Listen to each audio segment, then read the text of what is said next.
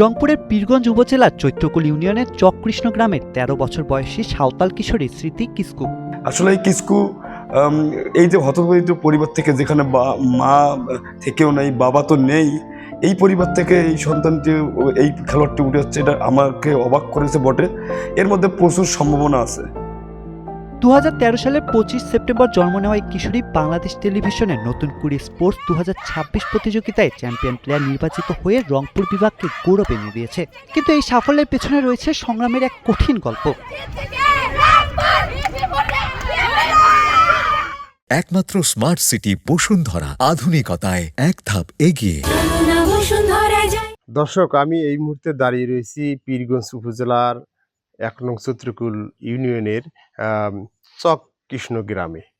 এই জরাজীর্ণ বাড়ি থেকেই কিন্তু নতুন কুড়ি স্পোর্টস ২০২৬-এর যে রংপুরকে শিরোপা জয় এনে দিয়েছে, সেই জয়ের যে নায়ক, সেই স্মৃতি কিষ্টুর জরাজীর্ণ বাড়িতে কিন্তু আমি রয়েছি। দর্শক, আমি যেমনটি দেখাতে চাচ্ছি, সে কিন্তু এই বাড়ি থেকে তার কিন্তু জন্ম হয়েছিল ২০১৩ সালের ২৫শে সেপ্টেম্বর। তার বয়স বর্তমান কিন্তু ১৩ বছর। এই ১৩ বছর বয়সেই কিন্তু সে এই ফুটবলকে এতটা সে অগ্রসর হয়েছে যে সেই অগ্রসরেই কিন্তু সে রংপুরকে সারা বাংলাদেশের মধ্যে দেখিয়ে দিয়েছে যে সেই কিষ্টু কত একজন ভালো খেলোয়াড়। তার কিন্তু থাকার জায়গাও নেই, ঘর নেই, বাড়ি নেই। তার বাবা ২ বছর আগেই কিন্তু মৃত্যু হয়েছে এবং ২-২.৫ মাস থেকে তার মাও নিখোঁজ। ২ বছর আগে বাবাকে হারিয়েছে স্মৃতি, আর ২ মাস ধরে নিখোঁজ তার মা। সাঁওতাল পল্লীর ভাঙাচোরা জরাজীর্ণ ঘরেই তার বসবাস। বিদ্যুতের সংযোগ বিচ্ছিন্ন, ঘরে রয়েছে মাত্র একটি কাঠের চৌকি। চারপাশ জঙ্গলে ঘেরা সেই বাড়িতে চরম অভাব অনটনের মধ্যেই বেড়ে উঠেছে সে। খেয়ে না খেয়েও দিন কাটছে স্মৃতির। তবুও সব বাধা জয় করে নতুন করে স্পোর্টসে অসাধারণ নৈপুণ্য দেখিয়ে রংপুরকে এনে দিয়েছে শিরোপা। তার এই অর্জনে গর্বিত এলাকাবাসীর বক্তব্য, স্মৃতি কিস্কুর মতো মেধাবী এতিম কিশোরীর পাশে সরকার ও সমাজের বিত্তবানদের এগিয়ে আসা উচিত।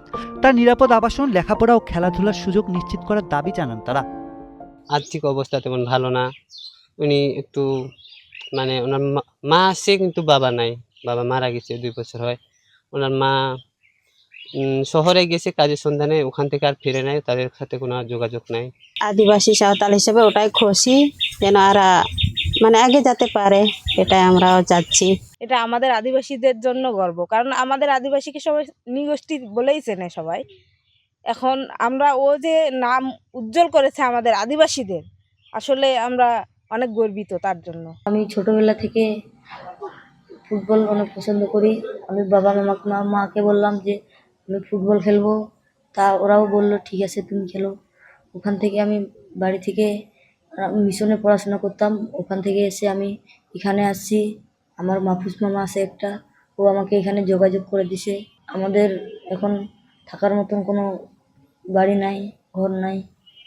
আমি তো স্টেডিয়ামে থাকি, আমার মা তো ঢাকায় থাকে। আমার বাবা ২ বছর আগে মারা গেছে, আমার মা থেকেও নাই। আমি খাওয়া না খায়া আমি এই যে ফুটবল খেলছি। Sports desk, Kaler Kantho.